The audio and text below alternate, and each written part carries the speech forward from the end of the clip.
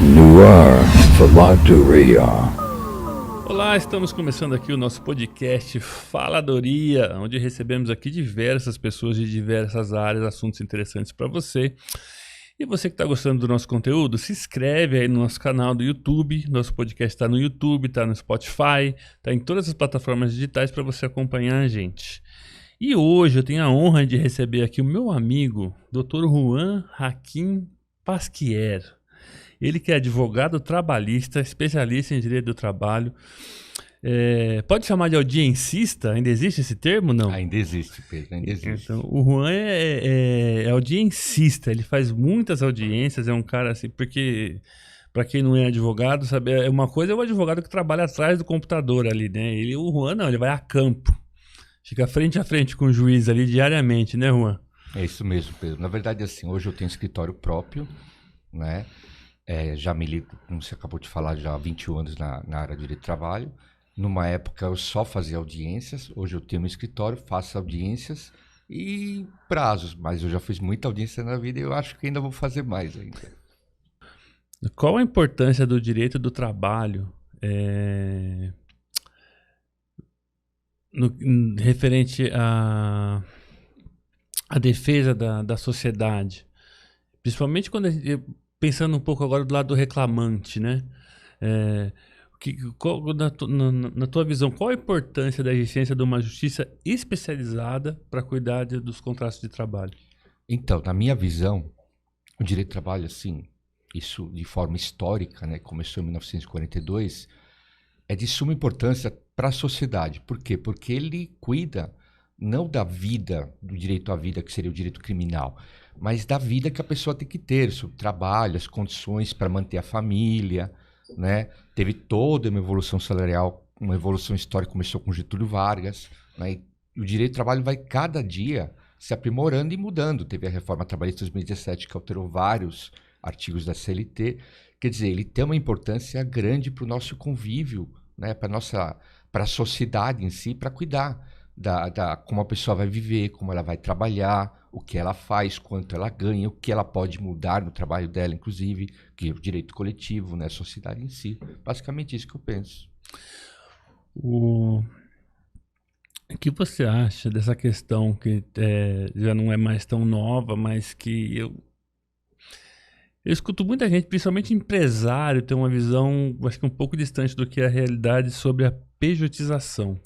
A pejotização, é uma discussão grande, teve até uma decisão recente do STF, inclusive, que considerou até de advogado uma válida, que o advogado estava pedindo vínculo como associado contra o escritório de advocacia.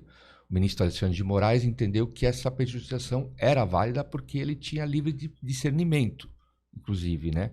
Sabia do que ele estava fazendo, ou seja, ele não era empregado, mas é uma discussão antiga que vai continuar por muito tempo, não só, eu falei de advogado, mas tem, por exemplo, carreteiro, motorista de caminhão que trabalha sem registro. A questão é a subordinação. Se a subordinação estiver existente numa pejotização, hoje em dia tem muitas empresas que contratam funcionários fazendo MEI.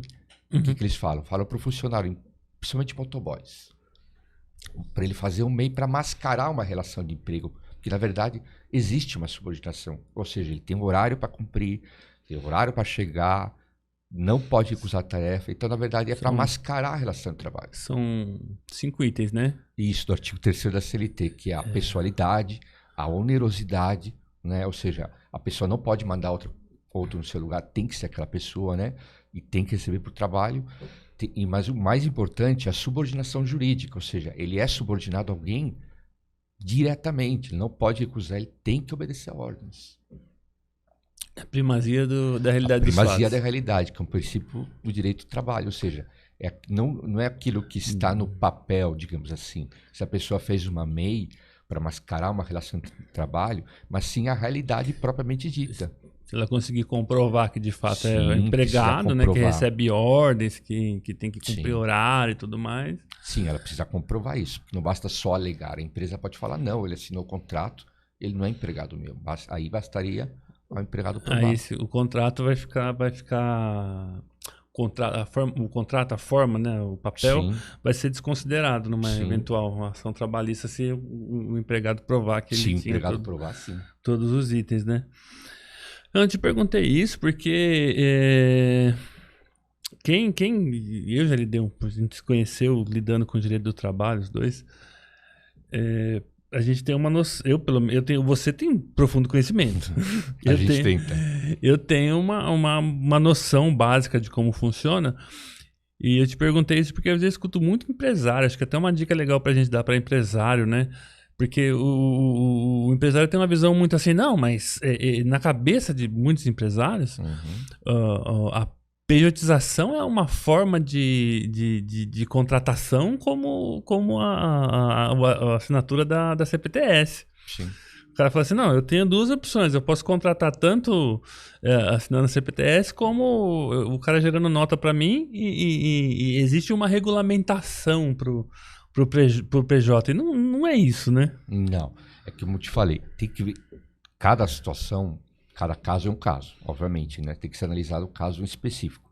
Mas falando de forma genérica, se o empresário contrata um funcionário, mas na verdade esse funcionário, ele, como falei de motoboy, se uma pizzaria contrata um motoboy e o motoboy pode recusar trabalho, trabalha não só para essa pizzaria, como trabalha para outras, aí não é relação de emprego, porque realmente o empregado presta serviço para várias.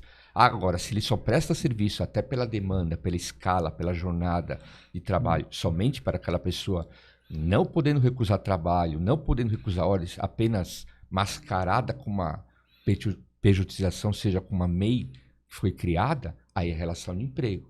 Mas a gente tem que analisar cada caso separadamente. Não dá para você falar de uma forma genérica. Tem uma receita genérica, não é receita de bolo. É óbvio que para o empregador, para o empresário, é mais cômodo. Ele deixa de recolher imposto, INSS, uma série de coisas que ele tem que recolher empregado.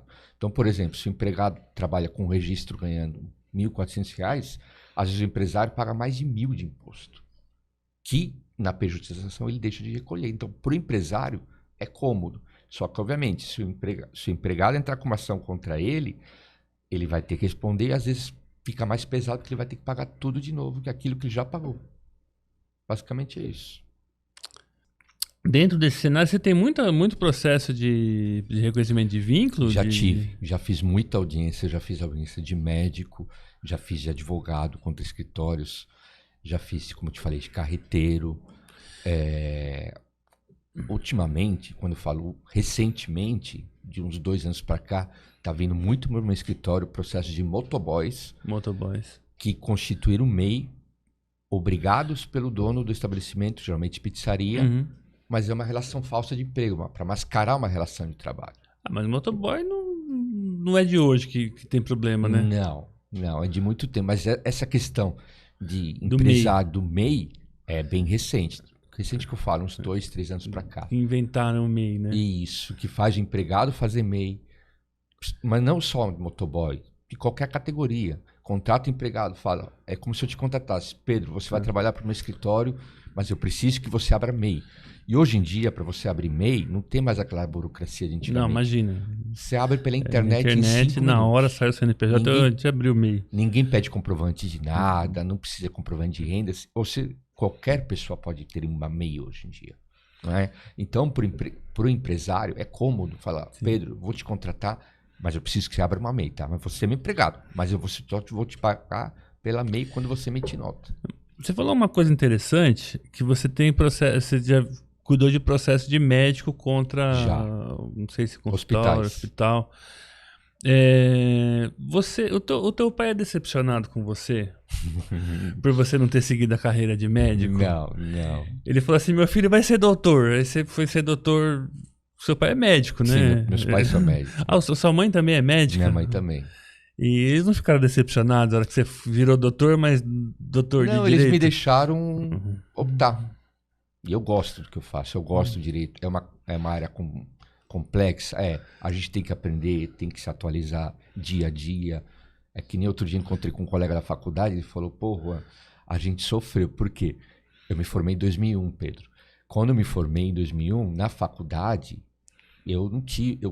as matérias que eu tive, por exemplo, processo civil, a CLT, eu estudei o Código Penal de 1940 e bolinha, que teve atualização recente. O Código Civil que eu estudei foi alterado em 2002, ou seja, eu não estudei o Código Civil em 2002. O Código de Processo Civil foi alterado em 2015, eu também não estudei. E a CLT foi alterada com a reforma trabalhista em 2017, quer dizer, eu tenho que me atualizar dia a dia. E o Código de Processo Civil mudou muito, né? Bastante. Eu, como te falei, eu estava trabalhando numa faculdade de Direito e não como professor, né? Não tem essa... Imagina, eu trabalhava, trabalhava ali na área do audiovisual da faculdade. E eu acabei assistindo algumas aulas sobre o processo civil. E mudou muito. Sim. Esse código de 2015 é outro processo civil. O Código de Processo Civil era de 1973, quer dizer, de lá para cá a sociedade evoluiu, a tecnologia avançou. Hoje você tem formas, por exemplo, no trabalho que a reforma trabalhista trouxe, a disciplinação, por exemplo, do teletrabalho, que é comum, ainda mais com a pandemia, muitas empresas deixaram funcionar home office. E você tem uma série de pontos que você precisa regulamentar. Por exemplo, se o funcionário está home office, ele tem direito a vale transporte, tem direito a vale refeição. Quer dizer, são todas essas considerações. E são coisas atuais. A pandemia acabou? Acabou. Mas tem muitas empresas hoje, Banco Bradesco, por exemplo, que coloca o funcionário dos 5 dias da semana, 2 home office e 3 presenciais, porque para eles também é cômodo. Né? Deixa de ter um custo fixo no escritório ali, né? Sim. Uma coisa que me chamou, que eu pensei agora, pessoa que está em home office, de uma certa maneira, o chefe ali, um gerente, um coordenador, pode, eu tô com uma dúvida aqui, vou passar uma mensagem no Teams, 8 horas da noite. Acontece. Mas aí, isso, tem até a história, o sobreaviso ainda existe? Não. Existe, o sobreaviso existe. E a pessoa que está no home office não acaba estando num sobreaviso? Na verdade, acaba sim. Eu já tive situações de clientes que procuraram um escritório. O que acontece? As pessoas tinham, ou ainda têm, algumas pessoas, uma falsa visão, que home office é deixar a pessoa à vontade. Não. A pessoa tem controle. Às vezes, para acessar, para trabalhar, ela tem que acessar o sistema do banco, da empresa, ou seja, ela precisa se logar, ou seja, ela está sendo controlada. Ela tem o horário controlado. E que o horário dela seja, por exemplo, das 8 às 5 ou das 8 às 6, e o gerente, como você acabou de falar, o supervisor passa uma mensagem 7, 8 da noite, é um sobreaviso. Se a gente parar para pensar, porque a pessoa está respondendo fora do horário do trabalho. Coisas de trabalho, ela não está respondendo: oi, tudo bem, como é que você está, como é que está a tua vida? Ou seja, ela está respondendo de trabalho. E a questão do sobreaviso ocorre muito mais em metalúrgica. Em grandes empresas, quando o empregado, no caso, vamos supor, um supervisor encarregado, fica com o celular, tem que ficar constantemente, vai para casa no final de semana, mas tem que ficar disponível para atender, não pode viajar. Já tive casos de clientes no escritório contra a Telefônica, contra a Vivo, eles não podiam viajar, não podiam, eu vou passear com minha mulher, com minha esposa, não podia sair. Porque se precisasse, ele precisava retornar para a empresa. Sobreaviso. Mas isso, claro, são situações que precisam ser provadas na justiça do trabalho através de testemunha. Não simplesmente basta dizer ou afirmar. Então, uma dica aí para você, empresário: não deixe o seu funcionário constituir prova. Sim, porque isso pode virar contra você. Você pode deixar ele sob aviso e não pagar, mas não pode deixar ele provar. Eu não vou falar isso. Você já, você falou aqui de funcionário de metalúrgica, de telefônica, de médico, de motoboy. Até esqueci tudo que a gente falou aqui já. Se teve algum processo assim que você achou diferente? Uma coisa inusitada? Teve vários. É que assim, como te falei, cada caso é um caso. Mas eu já fiz muita audiência na minha vida e ainda vou fazer. Mas antes da pandemia eu fazia mais de 1.000 por ano. Então a gente acaba vendo um pouco de tudo, né? Eu fazia 4, 7 por dia. E eram instruções, conciliações e tudo um pouco. Uma delas que me chamou a atenção uma vez, que aí é mais uma questão pessoal minha, mas acredito que todo mundo também deva pensar dessa forma. Quando eu cheguei para fazer audiência, tinha um colega meu, advogado, separando 2 pessoas que estavam para brigar. Se pegando, literalmente, na frente da sala de audiência. Aí, e era a minha audiência. Naquela É isso, na aquela sala de espera que a gente fica ali. isso. Aí eu fui separar, ajudei, o que está acontecendo? Não sei o quê. Aí eu fiquei sabendo o que acontece. Era o filho processando o pai. Era um pai que trabalhou, tinha uma mecânica de bairro, como todo bairro tem. Teve um filho, pegou o filho e falou assim, ô filho, trabalha aqui comigo. Vou te Levou o ensinar a moleque pra trabalhar. criar, vou te ensinar. 12, 14, 15 anos. E o filho trabalhou com o pai. E anos depois, o filho resolve entrar com uma ação de vínculo de emprego contra o pai. Quer dizer, é uma questão que chama atenção, porque, primeiro, pensando juridicamente, ele está indo contra o próprio patrimônio dele. Porque o que era do pai vai ser dele. O que é do pai vai ser dele. E a questão pessoal também, né? Como é que um filho processa o próprio pai? Por isso que os dois estavam querendo...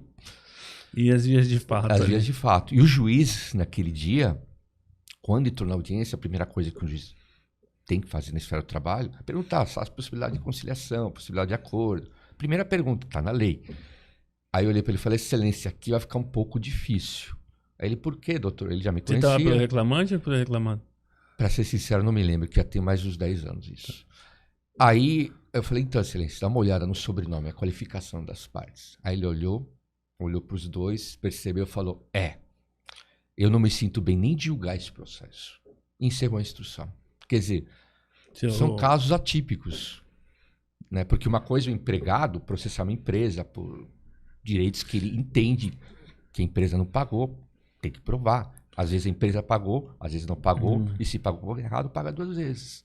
Agora, filho processando pai, chama atenção. Como é que vai viver como é que vai ser dali pra frente convívio familiar, Sim, né? porque mesmo que se faça um acordo, como é que vai ser a família? Como é que vai ser? Porque é o pai, não vai deixar de ser pai, vai encontrar com ele em festas, casamentos, reuniões familiares, quer dizer, como é que vai ser essa relação entre os dois? No âmbito da família, né?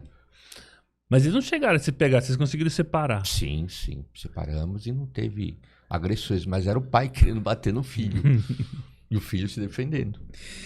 E a audiência de processo de pastor contra a igreja? Já fiz, eu tenho uma... Mas o pastor dá pra reconhecer vínculo do pastor Dá. com a igreja? Dá. É que, como te falei, cada caso é um Cada caso. caso é um caso, claro, mas Se for provada a subordinação existente mesmo, já teve muitas decisões que reconheceram a questão do vínculo de emprego contra a igreja universal, reino de Deus e por aí vai, né? Mas assim, é bem dividido, tá? Eu já tive improcedências, recorri, reverti, assim como tive umas que foram mantidas. É bem dividido, depende da prova que for feita em audiência. E tem juiz que não gosta de fazer esse tipo de audiência também, que se dá para o suspeito, que entende que envolve a religião dele. Ah, enfim. entendi. Se o juiz for crente, ele se dá pro suspeito. Aconteceu. Não, faz até sentido, vai. O juiz está Sim. sendo transparente. Sim. Mas isso, eu queria ver, se você pudesse falar pra gente, isso principalmente, bom, o processo do trabalho, a audiência, acho que diferente do processo civil, a audiência dentro do processo do trabalho é uma o mais chave, ali, importante. Eu sempre brinco, a petição inicial pode estar confusa, a defesa pode estar mal feita. Se a instrução processual, ou seja, no dia da audiência, ela foi bem realizada, seja pelo lado reclamante, pelo lado reclamado, é o que define tudo. Dali que o juiz vai tirar a conclusão dele, né? É a oitiva das partes, depoimento das partes. É óbvio, os documentos que estão no processo são importantes, claro que são. Dali o juiz vai tirar a conclusão dele e a oitiva das partes vai ser levada a termo para um eventual... O juiz, como uma instância destinatário superior. das provas, ele tem que analisar todo o conjunto fático e documental. Ou seja, ele não vai deixar de analisar documentos juntados pela empresa, né? Mas vai analisar depoimento das partes, o que as testemunhas falaram, né? Às vezes contraditórios, até às vezes uma testemunha do empregado contraditória ao próprio depoimento do empregado que vai contra ele. Ele tem que analisar o conjunto, oral e documental também. E dentro da questão de audiência, essas audiências que você participou de pastor contra a igreja, como é que era o clima? Porque quem que representava a igreja? E quem que era o preposto da igreja? Então, a questão do preposto Eu vou falar antes e depois, tá? Porque até 2017, antes da reforma trabalhista, tinha que ser um preposto em empresa, tem que ser funcionário. Tinha que ser um funcionário da empresa. Hoje existe a figura do preposto profissional, que qualquer um pode ser preposto, desde que tenha conhecimento dos fatos. Ou seja, você pode ser preposto, eu posso ser preposto e não precisa ter trabalho lá. Pode ser um preposto profissional, vamos Pode, dizer assim. desde que tenha conhecimento dos fatos. Quer dizer, então, antigamente, você falou de igreja, que eles mandavam? Um representante da igreja. Um outro pastor. Via de regra. Um pastor, um diácono, alguma coisa assim. Sim, sim. Agora, hoje em dia, eles podem contratar uma pessoa. Pode contratar um preposto, um cara especializado em ser preposto. Pode. Então, porque a minha curiosidade, acho que é a curiosidade de muitas pessoas que estão ouvindo esse podcast, porque, para quem não sabe, a audiência de instrução no Justiça do Trabalho é parecida com essa situação que a gente está Sim. aqui, né? O reclamante, reclamado, e o juiz aqui onde está essa televisão. Sim. Então, quer dizer, acaba, vamos dizer, um pastor vai sentar de frente com o antigo chefe dele ali, né? Vai. Isso Eu só te falo uma coisa, são audiências chatas, digamos assim, mas num certo sentido, porque elas são demoradas, tá? São audiências que demoram de 2 a 3 horas, pelo menos, esse tipo de processo. E não tinha os negócios assim do pastor, o chefe, que era o pastor superior ali, eu ia pro cara, você tá repreendido. Já havia acontecer. Em nome de Jesus. Teve uma que eu fiz que a testemunha era um funcionário da igreja lá, né? E ele foi com a Bíblia, né? Aí o juiz faz as advertências. O senhor está aqui para falar a verdade. Somente a verdade. Somente a verdade. Se o pena ser preso e processado. Hoje pode responder por litigância de má fé, inclusive, né? E a pessoa com a mão na Bíblia. Ela falou assim, eu nunca vou mentir. Meu Deus está comigo. É claro que eu não vou mentir. Quer dizer, o juiz fica até sem reação, não é? Eu já vi freiras prestando depoimentos na Justiça do Trabalho. O juiz olhar para a freira e falar assim, para a senhora, eu não vou nem advertir que precisa falar a verdade. Mas não pode, o juiz tem que cumprir. Mas eu já vi isso ali, acontecer. Eu já vi isso acontecer, do juiz falar para a senhora, eu não vou nem advertir que eu estou aqui para falar a verdade, porque a senhora sempre vai falar a verdade para mim. Quer dizer, que as freiras convocadas, eu já vi elas depondo, quer dizer, são situações mas tem advertência. Mas o juiz precisa fazer a advertência. Não, porque eu digo assim, por mais que ela tenha consciência de que ela não, perante o Deus dela, ela não pode mentir, mas ela tem que ser advertida de que, olha, perante a justiça. Não, sim, precisa ser. Se ela mentir, a senhora pode ser presa. É que eu já vi acontecer, daí o juiz meio que voltou atrás e falou, não, eu tô brincando só. Eu preciso advertir a senhora, que não sei o quê. Mas são coisas do dia a dia, porque o juiz, como todos nós, é um ser humano, né? Ele tem convicções. Justiça do trabalho, a gente vê cada um. De vez em quando eu tenho até saudade. Assim, acho que qualquer dia eu vou pegar, vou ali na Barra Funda. Vai assistir lá. Umas audiências pra... A gente toma um café lá. Porque tem coisas que acontecem que chega a ser... Que é só lá. Teve uma ocasião, aqui a gente tá bate-papo, digamos assim, que eu tava pela empresa. E o que aconteceu? Era uma instrução. Acho que era um salão de beleza. Manicure, pedindo vínculo, enfim. A minha preposta, que era sócia da empresa, ela não chegou a tempo da audiência. E eu tava com uma testemunha. Peguei minha testemunha e falei, você vai ser preposta, porque ela também tinha conhecimento dos fatos. Falou, não, doutor, eu entro, entramos e tal. E, obviamente, no papel de preposta dela, não é que ela mentiu, mas ela seguiu a linha da defesa. Ou seja, ela negou os fatos. Sim. Ela negou os fatos. A reclamante pediu um dano moral. Eu lembro que quando eu comecei a trabalhar com isso lá em 2000 e já faz tempo, tinha uma advogada que falou assim, porque o preposto pode mentir. Então, não é que ele bem pode, isso, não né? é que pode mentir. Ele tá ali pra corroborar a defesa. Sim, ele vai negar os fatos. Ele vai negar os fatos, ele não vai assumir. Não é que ele tá mentindo, ele simplesmente ele não tá testemunhando o que ele presenciou, ele tá corroborando ele não é testemunha ocular, ele não participou, ele não estava presente. Acho que é importante a gente falar isso, porque para as pessoas saberem diferenciar que uma coisa é uma coisa, outra coisa é outra coisa. Volto a dizer, não é que ele vai mentir, não é isso. Ele vai dizer a versão da empresa. Um bom preposto, ele recita a versão da empresa. Ponto. Ele não é testemunha. Testemunha não, só pode falar aquilo que viu, aquilo que participou, que presenciou, se lembra, se não se lembra, mas é diferente. Mas voltando ao assunto. Aí, a minha proposta negou, obviamente. E ela estava pedindo dano moral, enfim. Eu só vi a reclamante olhando feio na hora que a minha proposta estava prestando depoimento. Mas eu não tinha testemunha, então só foi ela. Tá. Nisso, ela ouviu testemunha, fez a prova dela, enfim. E eu não tinha outra testemunha para fazer contra a prova. Acabou a audiência. Nisso chegou a dona da empresa batendo na janelinha. Falei, senhora, espera aí, já converso. Porque ela chegou 1 hora atrasada. Pegou trânsito, enfim. Aí fomos lá fora para conversar. Porque eu ia relatar, aconteceu isso, isso e isso. Aí quando eu tô conversando com a sócia e com a preposta, que naquele momento era para ter testemunha, a reclamante, que estava com mais 2 testemunhas, que só ouvi uma, chegou atrás da minha preposta dando um mata-leão. Puxou ela, derrubou no chão, começou a puxar cabelo. Eu tentei separar. Nisso a outra testemunha veio, começou a chutar Não tava com aplique ela. não, né? Não arrancou o aplique. Não. Ela puxou tão forte, que quando a gente conseguiu separar, tinha um tufo de cabelo na mão dela.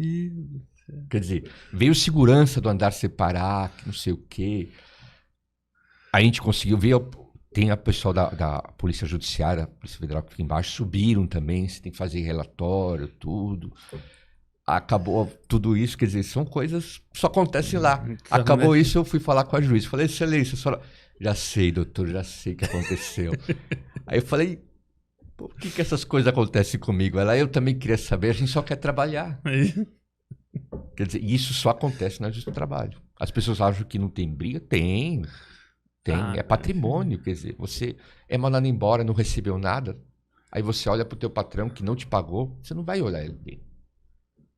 Não vai. E muitas vezes o patrão também fala, pô, ajudei esse cara, ensinei a trabalhar, agora ele tá aqui me processando. Você falou de erro de empresário, por exemplo, tem muito empresário que fica com dó do empregado, né? O empregado fala assim, seu José, vamos fazer uma falsa dispensa, que não sei o quê, só para eu pegar seguro de emprego, o senhor não precisa me pagar nada, porque o seguro de emprego vai me ajudar a pagar as contas.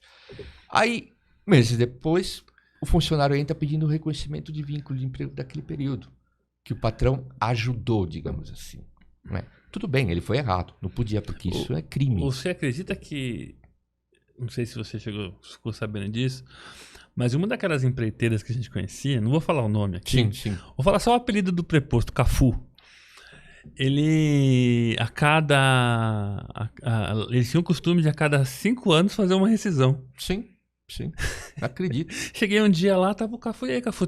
Não, hoje eu sou reclamante. Como assim? Não, é que eu 5 anos vou fazer um acerto aqui, e daqui 5 anos faz outro, que é pra não... Quer dizer, são situações que se o juiz conseguir verificar, levantar isso, ele vai aplicar a lei. E vai aplicar as punições para quem de direito. Mas se as pessoas souberem mascarar isso, né? Tanto é que, por exemplo, a reforma trabalhista trouxe a figura do acordo extrajudicial, que não tinha antes. Isso é muito bom.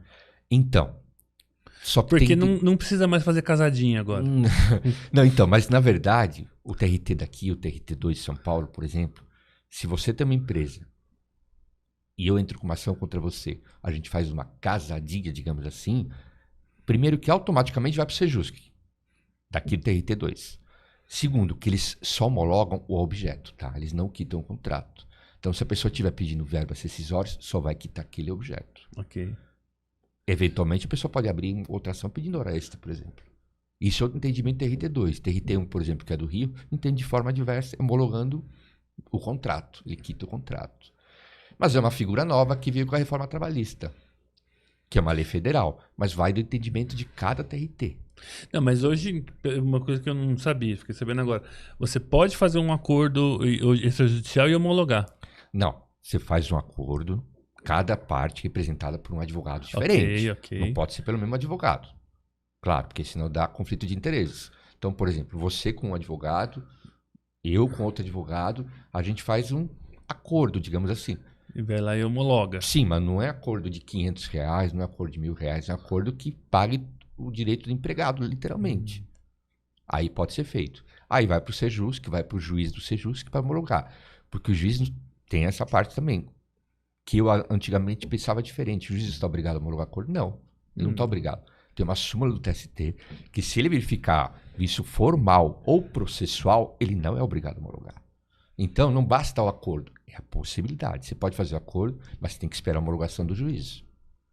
Não é uma certeza. Não, porque eu tô comentando isso porque antigamente, eu nunca vi, mas eu ouvi da prática, acho que foi até inclusive uma professora da faculdade que falou sobre isso, da prática da casadinha. Sim, era comum. Né, que Uma época foi muito forjava-se um processo ali para ter, de alguma forma, uma homologação judicial para que não houvesse... Aí o empregado vai lá, entra com a ação, chega na frente do juiz, o juiz pergunta: quem é o seu advogado? Onde o senhor conheceu? A empresa indicou.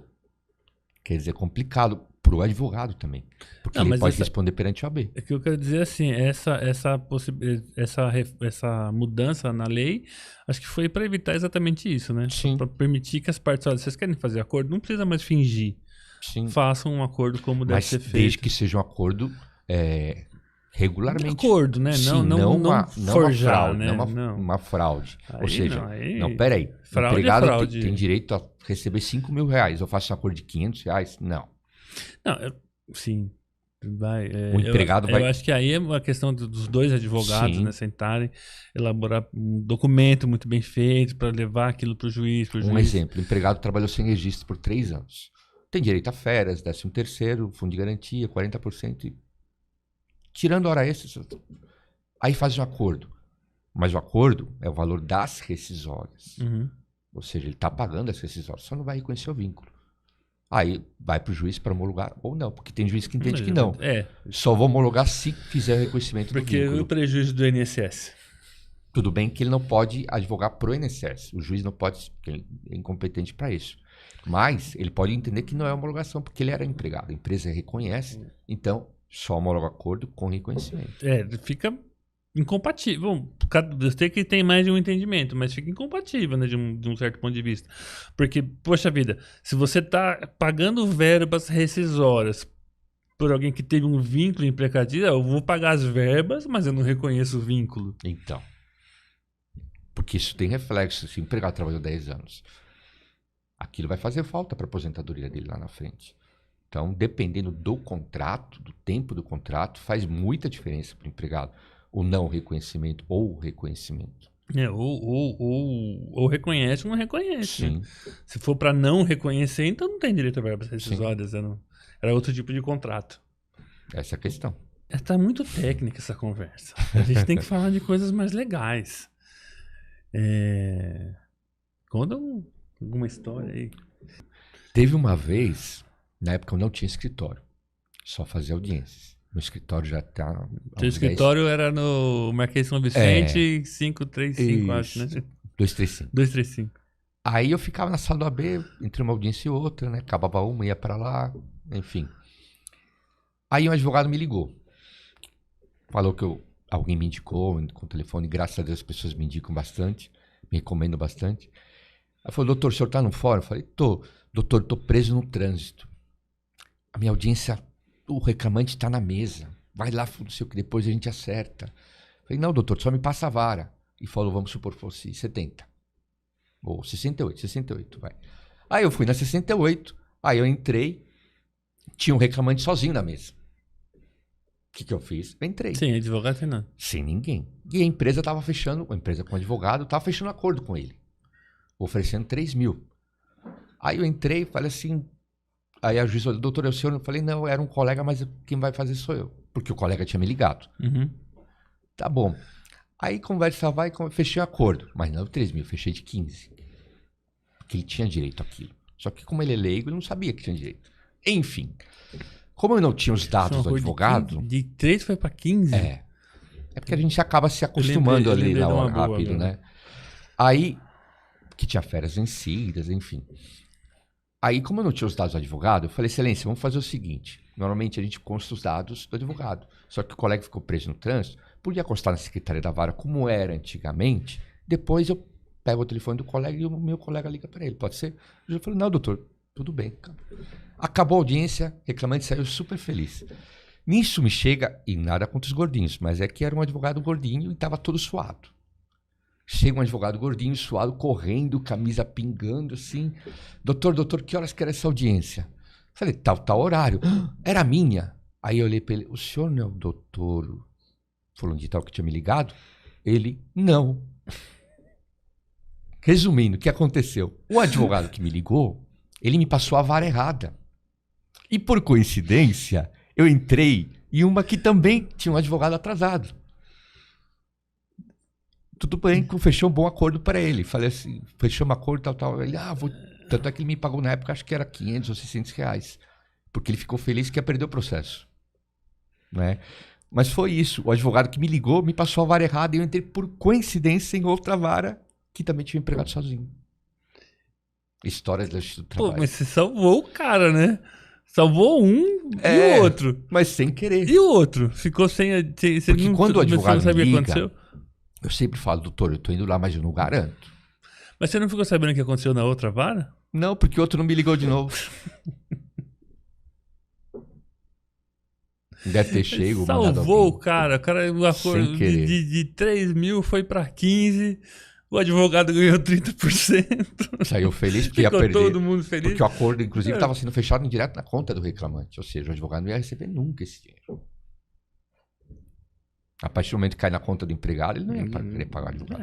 Ia falar assim, o doutor nem veio, eu fiz o acordo sozinho, não estava na minha audiência, não vou pagar nada. O prejudicado aí é ser o reclamante, né? Os dois, né? Não, mas coitado do reclamante Sim, também, né? é que ele era leigo, né? Claro, mas sim, poxa vida. E o advogado... Se você conseguir um acordo de 15 ali, é porque provavelmente a empresa devia mais, né? Porque a empresa só faz acordo... Eu lembro quando eu representava a empresa em audiência trabalhista, o negócio é assim, quanto que vale esse processo? Esse processo vale 10. Então, você vai fazer acordo até 5, viu? Vai passar disso. Não, o acordo foi fechado em 15 porque era o que ele realmente tinha direito.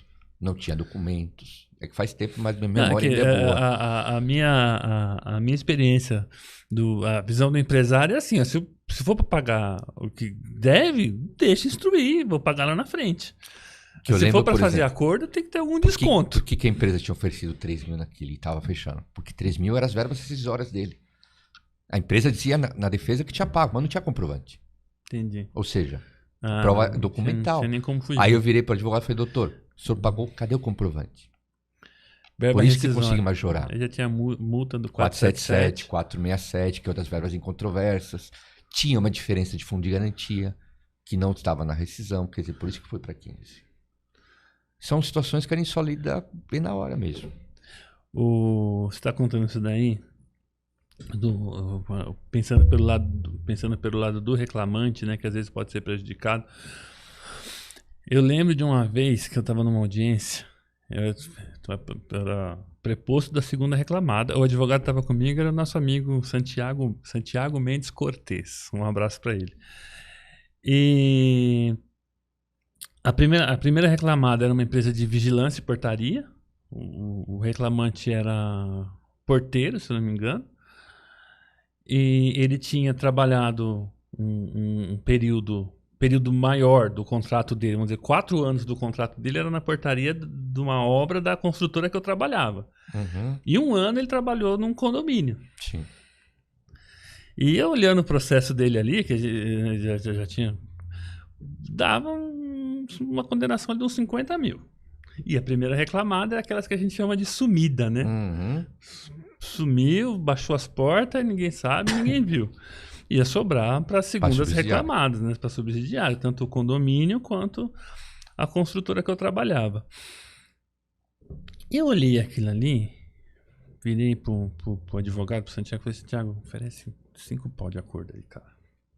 Mas você tá louco? Eu falei, cara, dá uma olhada nisso, não tem a primeira reclamada, sumiu, bicho. E 4 anos do contrato é nosso. A gente tá... Vai dar muito mais. Vai dar muito mais.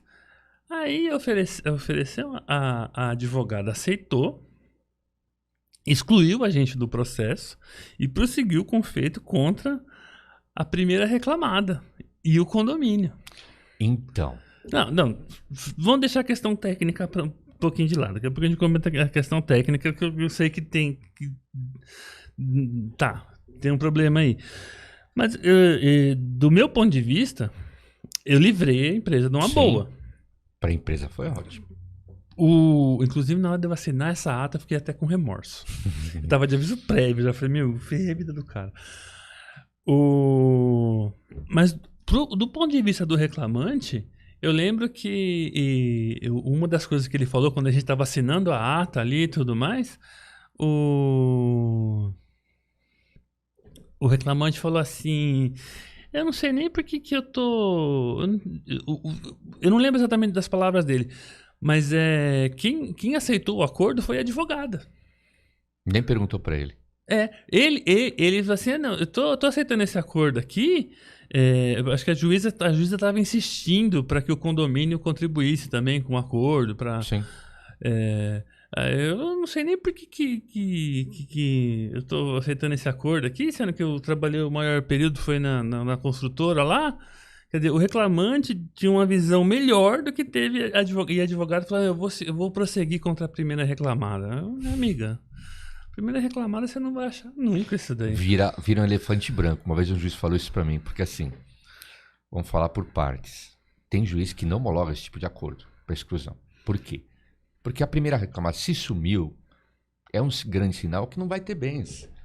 Ou seja, vai acima do sócio, às vezes são laranjas, não acha nada. E é um processo que fica, pro juiz, fica no cartório dele. É um processo... E o juiz responde pelo CNJ, com estatísticas. É um processo que vai dar trabalho para ele. Esse negócio de pagar para sair não funciona. Tem juiz que não homologa. Ele homologa, por exemplo, se você falou que tinha 3 reclamadas, a primeira sumiu. Se cada uma delas contribui para quitar o contrato. Vamos fechar um acordo aqui, encerrar esse processo. Isso, encerrar. Prosseguir o feito contra a primeira não reclamada. Exclusão. Eu, particularmente, se eu estou pelo empregado, várias empresas, que você falou, construtora, eu advogo para algumas construtoras e tem processo contra outras. Obviamente, não a mesma empresa, né? Uhum. Mas às vezes o advogado vem e fala: doutor, vou oferecer 3 mil, 5 mil para exclusão. Eu não aceito. Eu nem pergunto para o empregado. Eu não aceito. Por quê? Porque se o processo vale 50, 60, eu vou aceitar 5 e o resto eu vou receber de quem? Sendo que lá na frente, a subsidiária vai acabar pagando e com juros e muito mais. Benefício de ordem, quer dizer, como é que eu vou aceitar um valor pequeno agora, sendo que lá na frente... Deixa instruir, ué. Infelizmente... Senão eu não vou receber de quem? Infelizmente, deixa instruir, prova o que tem que provar. Se eu estou pelo empregado, eu não aceito nesse tipo de acordo. E mesmo assim, mesmo que eu aceitasse, tem juiz que também não homologa e eu concordo com o juiz. É um elefante branco. Senão vai ficar um processo que você fica tentando executar primeiro e não acha nada. E aí? Mas dentro desses causos que a gente presenciou lá, você lembra? Você estava na audiência do... O reclamante... A juíza perguntou assim pra ele: o senhor tem intervalo para refeição? Você estava nessa audiência? Acho que sim. Dr. Romeu? Eu não sei se você lembra, teve uma audiência, eu não vou falar o nome da empresa, claro, mas que o sócio da primeira empresa era uma pessoa mais velha e ele foi vestido parecendo um reclamante, no mau sentido. Assim, com a camisa... e com a camisa solta. Correntona de ouro. Meio sujo, que não sei o quê. Aí o juiz perguntou para o advogado: quem é o senhor? Ele é preposto? Ele falou: não, é o dono. E é uma empresa grande. Eu lembro. Ele tava lá na cadeirinha assim. Ele falou, ele tinha uma vozerona grossa assim. Ele falava: eu não vou pagar pinhão, nada. Aí na época, eu sou o dono. Eu acho que era 5 mil ou 10 mil que ia fechar o acordo. Aí o juiz perguntou, que é normal, é comum no trabalho de parcelamento. Com exceção de banco, empresas grandes, todas parcelam, ainda mais hoje em dia. Aí o juiz perguntou: em quantas vezes o senhor vai parcelar? Acho que era 5 mil. Aí o advogado olhou pro dono, né? Quantas vezes o senhor quer parcelar? Ele: parcelar pra quê? Eu não preciso disso. Aí ele tirou uma pochete que ele foi tirando dinheiro e jogou na mesa. Pagou à vista ali. Você lembra? Você estava comigo, quer dizer, tem muito tempo, vai ter mais de 15 anos. Fala só o primeiro nome, não faz mal, não é só do dono da empresa. Você acha que faz mal? Não, mas eu não lembro do nome dele. Gilvan. Isso, acho que era isso. Eu falei uma voz grossa, ficar fazendo um acordo com esse espinhão. Sabe o que esse Gilvan fazia que me contaram? Não. Por exemplo, o empregado saiu, botava ele no pau, falava português claro. Aí ele ia lá e fazia um acordo. Fez um acordo de 5 mil, sei lá. Aí acabava aqueles 5 mil, o cara voltava a pedir emprego pro Gilvan de novo. O Gilvan contratava. Nossa. e descontava do pagamento O valor acordo. que ele pagou. Nossa, essa eu não sabia. Mais uma pra você saber aí. Não, o fato de já recontratar já chama atenção, mas descontar, o empregado aceitava. Você tava. Era o motivo de contratação dele. E reclamação trabalhista de PM, pedido vínculo no bico? Tem muito? Tem. Teve uma que, inclusive, o que acontece? Todos eles andam armados, né? Sim. Mas quando você entra no fórum, você tem que chamar alguém para render, para guardar a tua arma. Você não pode estar armado na hora. E teve uma vez que eu tava fazendo Na porta, já no. Como é que Isso. chama? No detector de metais, já tem que deixar lá. Já tem que deixar lá, tem que deixar com segurança, com alguém. É tua arma. Você pode andar com ela, mas tem que deixar lá embaixo. Uhum. Mas teve uma vez que eu fui fazer uma audiência, era um PM pedindo vínculo. Não sei porquê, passou, ele estava armado. Na sala de audiência. Quer dizer, o empregador fala alguma coisa, ele tá com a arma, o dedinho dele coça. Eu tive que chamar o segurança, porque eu falei para ele, ó, você não pode estar armado. Porque você vai entrar aqui na sala de audiência... Você tá representando o PM. Sim. Se não tiver acordo, eles vão falar umas coisas que você não vai gostar. Se você é armado, você pode reagir. Então eu tive que chamar a segurança para render a arma dele. Não sei como ele passou, mas passou. Então essas ações de PM são complicadas. Você tinha que fazer que nem o Keanu Reeves no Advogado do Diabo lá. Now, give me the gun. It's mine. When the case is over, you can have it back. Advogado Nutella, chamar o segurança. Agora teve uma, você falou de PM, que o dono, não era um PM pedindo vínculo, mas o dono do comércio, que era uma lanchonete, era um PM aposentado. O dono. Aí empregado moveu ação contra ele, pedindo rescisório, hora extra, insalubridade, por aí vai. Funcionário lá, não era segurança, Sim, era não, repositor, alguma coisa assim. Sim, alguma coisa, balconista, chapeiro, alguma coisa assim. Aí me pediram na época para fazer audiência pela empresa. E o dono, volta a dizer, era PM aposentado. Quando chegou no dia da audiência, o PM me falou, o dono, não lembro o nome dele, falou assim, ó, doutor, fica tranquilo que a nossa audiência vai ser tranquila. Vai ser tranquila porque não vai ocorrer. Aí eu perguntei, por que não vai ocorrer? Não, porque ele não vai subir. Eu falei, como não vai subir? Eu vou esperar lá embaixo. Resumindo, na frente do prédio, ele pegou a viatura, parou na frente, ficou esperando o reclamante entrar, chegar. No que ele chegou, é errado isso? Claro que é. Eu fui conivente? De forma alguma, porque eu só fiquei sabendo depois que ocorreu. O que ele fez? O empregado chegou e falou assim, se você entrar amanhã, você está morto. Pode ir embora. O que o empregado fez? Foi embora e arquivou. Eu só soube disso depois do arquivamento, é claro. Porque não ia ser conivente com uma coisa dessas, né? Mas, enfim, são situações que ocorrem. PM normalmente tem cabeça quente. Eles não gostam de ouvir desaforo e não levam desaforo para casa. Seja eles pelo empregado, seja pelo empregador. Mas deu acordo com o PM, não? Esse Não. que estava armado? Não, o reclamante foi embora aqui. Não. O outro que era reclamante do tava pedindo vínculo com o bico. Não, ou foi isso? Ah, não, teve acordo sim. Mas acordinho razoável, das verbas decisórias dele. Sem o reconhecimento. Mas não dá muita briga, não, quando o PM vai... Na verdade, depende do advogado. Depende do meu colega. Às vezes é um caso simples, eu já vi situações simples, onde o advogado levou para o pessoal. Eu ainda falei, doutor, o senhor é sócio da empresa, parente, amigo, pessoal do dono? Ele, não, porque eu falei, então, doutor, veja bem, eu sou advogado, o senhor é advogado. Eu não sou parte e o senhor não é parte.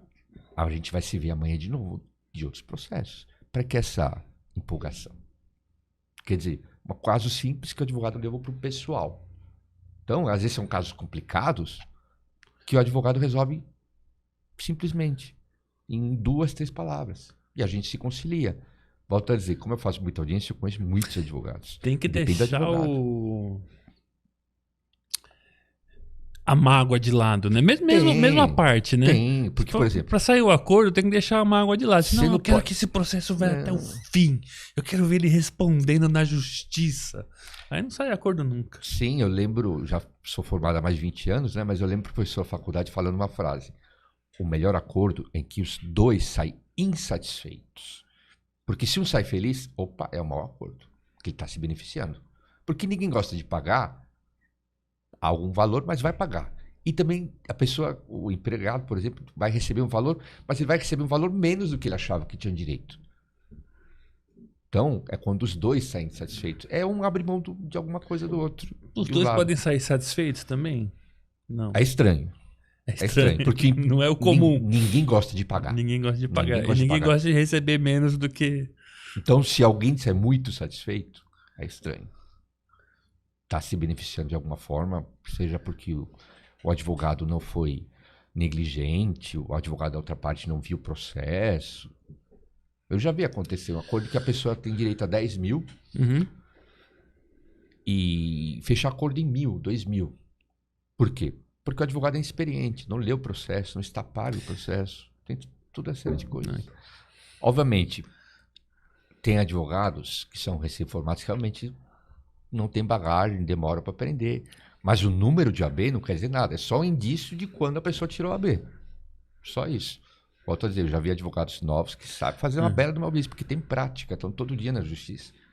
E já vi advogados antigos que vão lá uma vez e nunca, uma vez por mês, uma vez a cada 6 meses. Quer dizer, eles não têm essa prática. Que é assim, o que eu vou falar é conhecimento público, né? Mas enfim, eu faço parte das prerrogativas também. Ah, isso que eu queria. Você, E- nas prerrogativas, quando dá treta de juiz com Então, advogado, você mas- vai lá separar. Então, mas tem advogado e advogado, tem juízes e juízes. Teve uma vez que eu tive que eu fui Advogado que deu acionado. voz de prisão pro juiz. Não, isso aí é de menos ainda. O que acontece? O advogado chama as prerrogativas porque o juiz não... Tem juiz que não quer ouvir as partes, passa para testemunha. Isso pode ser questionado na frente? Pode, mas Sim. você consta os protestos, vida que segue. O advogado da parte autora queria que o cliente dele fosse ouvido. Ou seja, ele estava advogando para o reclamante e queria que o reclamante fosse ouvido. Ele não estava protestando pela oitiva da outra parte, e sim pelo cliente dele. Quer dizer, ele estava indo contra ele mesmo, porque qual que é a intenção do depoimento pessoal? É confissão real. Se o cliente dele faz alguma coisa diferente que está no processo, ele pode perder o processo. Se falar igual, não muda nada, porque já tá no Porque processo. não é prova. Ele não faz prova. O depoimento dele não é prova. Você acabou de falar. Se ele falar igual... Não muda nada, já tá na petição. Aí o advogado estava revoltado, não sei o quê. Aí você entra, bate a porta. Excelência, todas as prerrogativas, tal, vai entrando. Aí o juiz olha para você, que já te conhece, né? Dá risada. Doutor, vamos conversar. Eu falei, vamos. Aí quando ele te relata, você fala, meu Deus. Quer dizer, eu sempre falo, se o advogado vai fazer uma audiência, ele tem que saber o que é ônus processual, de quem é ônus, quem alega a prova. Se é um fato impeditivo, modificativo, a prova da empresa, quer dizer... Mas ele tem que saber ônus processual. Se eu peço hora extra, eu tenho que provar. Se eu digo que não tem hora extra, eu tenho mais de 10, que hoje é 20 funcionários, eu tenho que ter cartão de ponto. É ônus. Isso é basicamente tudo. Começo, mas é tudo. Enfim, o advogado não sabia disso. Ele não sabia quem prova o quê. Aí você vai explicar, você vai falar, doutor, o seu cliente não é testemunho, o seu cliente não faz prova, tá no Código de Processo Básico, vai. Civil. E você não mas- pode chamar ele de burro. Tem que Você tem que chamar, ser não, educado. tem que chamar de burro com outras palavras, né? Você tem que ser educado, né?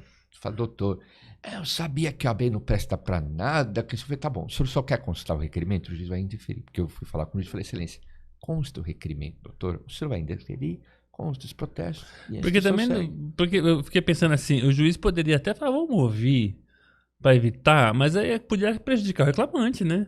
Sim. E o juiz, de uma certa forma, ele não pode tomar partido, mas ele também Sim. não pode prejudicar Não, nenhuma tem das juiz partes. que não ouve as partes. A gente sabe, você consta o requerimento e pode brigar num recurso ordinário. Porque, ó, se eu tô pelo empregado, eu vou ouvir a empresa. Não, mas eu digo assim, o juiz poderia até, para evitar a discussão, falar, tá bom, vou ouvir esse reclamante. Poderia, mas... Mas, de uma certa forma, ele poderia indiretamente prejudicar o reclamante. Sim, porque o reclamante poderia confessar. Ele confessa uma coisa que não, Por que exemplo, não pede devia. horas extras de intervalo e diz fazer quanto tempo? 1 hora. Quer dizer, o intervalo ele perdeu. Bom. É. Às vezes se confunde com a palavra, igual aquela história que eu contei, né? O cara que não sabia o que era intervalo para Sim. retenção. Pronto. Aí perde o processo. Bobagem. Pra que vai ouvir o Peixe reclamante? morre pela boca. Já ouviu essa frase? Doutor, falado. É isso. É isso mesmo. Quer deixar um Pedro. recado? Olha pra câmera da Eu verdade. queria mandar ali. um beijo pro meu filho. Vamos ver se ele gostou desse podcast. Tá? E um abraço pro pessoal do escritório. Quer deixar a rede social? Não sei se pode falar o nome do escritório. Também. Com certeza, oxe. Meu escritório chama HT Advogados, fica na Barra Funda. Quem quiser me procurar é só jogar do Google. E a gente também trabalha com uma corretora de seguros. É só me procurar. Obrigado, gente. É isso aí, Pedro. É isso aí, obrigado, pela Juan. oportunidade. Isso aí foi mais um Faladoria pra vocês hoje com o Dr. Juan aqui. E ficamos por aqui. UCU View, Faladoria.